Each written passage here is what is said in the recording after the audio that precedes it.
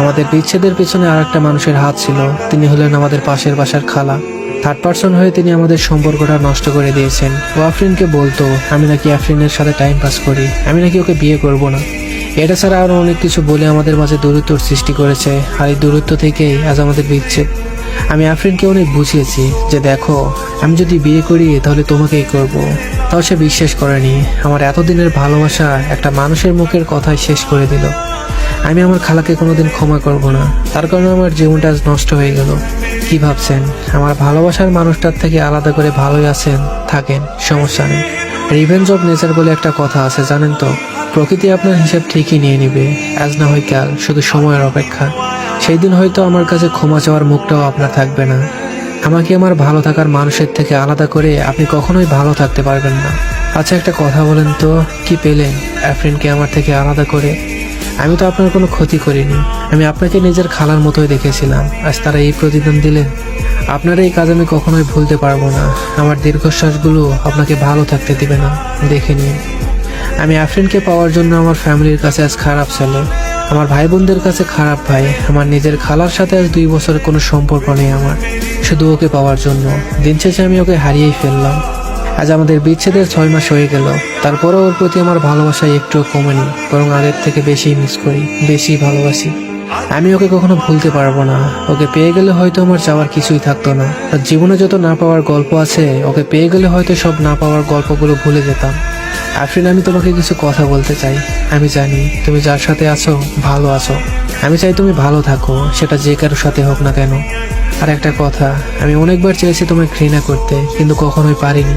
আমি তোমাকে মন থেকে ভালোবেসেছি, হয়তো এই কারণেই ঘৃণা করতে পারিনি। জানো, আমি এখনো প্রতিদিন তোমাকে এফবিতে সার্চ করি, এখনো তোমার পুরনো SMS গুলো দেখি, তোমার ছবিগুলো দেখি আর ভাবি, এই কি সেই মানুষ যাকে আমি এতটা ভালোবেসেছি? খুব অচেনা লাগে তোমায় এখন, খুব মিস করি তোমার সেই আগের ভালোবাসাগুলো। তোমার কথা মনে হলেই নিজের অজান্তে চোখে পানি চলে আসে। কি করব বলো, তোমাকে তো আর পাওয়া হলো না, তাই তোমার স্মৃতিগুলো নিয়েই বেঁচে আছি। আমি একদম ভালো নেই তোমায় ছাড়া। তুমি আমার ভালো থাকার কারণ ছিলা, সেই তুমিই নেই, কিভাবে ভালো থাকি বলো? জানো তো, তোমায় খুব মিস করি। I miss you Afrin, I really miss you. তোমাকে অনেক কথা বলার ছিল, কিন্তু তার হয়তো বা কখনো হবে না। আমি তোমার থেকে অনেক দূরে চলে যাচ্ছি, হয়তো কাছে পেতে ইচ্ছে করলেও আমায় ফিরে পাবে না। আমি চাই তুমি ভালো থাকো, অনেক ভালো থাকো। 5 ওয়াক্ত নামাজ পড়ে মোনাজাতে তোমাকে কত চাইলাম, কিন্তু পেলাম না। অনেকবার সুইসাইড করতে চেয়েছিলাম, কিন্তু যখনই সুইসাইড করতে গিয়েছি আমার মনে পড়েছে আমি তো মুসলিম, সুইসাইড করা ঠিক না। আমি সবসময় চেয়েছি তুমি ভালো থাকো, আজও চাই তুমি ভালো থাকো, অনেক ভালো থাকো। যে মানুষটা আপনাকে এতটা ভালোবাসে, তাকে ছেড়ে দিয়ে অনেক বড় ভুল করেছেন। এখন হয়তোবা বুঝতে পারছেন না, একটা সময় ঠিকই বুঝতে পারবেন, কিন্তু তখন হয়তোবা অনেক দেরি হয়ে যাবে।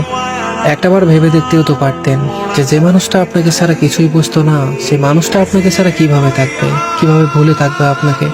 ভালোবাসার মানুষটাকে না পাওয়ার কষ্ট আপনি সেই দিন বুঝতে পারবেন, যেদিন আপনার ভালোবাসার মানুষটা আপনাকেই ছেড়ে দিবে। সেদিন বুঝতে পারবেন কাউকে ছেড়ে গেলে ঠিক কতটা কষ্ট লাগে।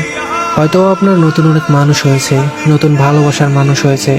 আজ যে নতুন মানুষটার জন্য পুরনো মানুষটাকে ছেড়ে দিলেন, এই মানুষটাই একটা সময় আপনার হাসির কারণ ছিল। আজ আপনি তার হাসিটাই কেড়ে নিলেন। আপনি কখনো ভালো থাকতে পারবেন না, কখনো না। আর থার্ড পার্সনের কথা শুনে যারা ভালোবাসার মানুষটাকে ছেড়ে দেয়, তারা কখনোই ভালোবাসতে জানে না, তারা কখনোই ভালোবাসার মানুষ হতে পারে না। সম্পর্কে থার্ড পার্সন কখনোই ঢুকতে দেবেন না। তারা সম্পর্কটাকে জোড়া লাগানোর চেয়ে ভেঙে দেয় বেশি। সবশেষে একটা কথাই বলি, মানুষের দীর্ঘশ্বাস খুব ভয়ঙ্কর। কখনো কারো দীর্ঘশ্বাসের কারণ হবেন না। দীর্ঘশ্বাসগুলো আপনাকে ভালো থাকতে দিবে না।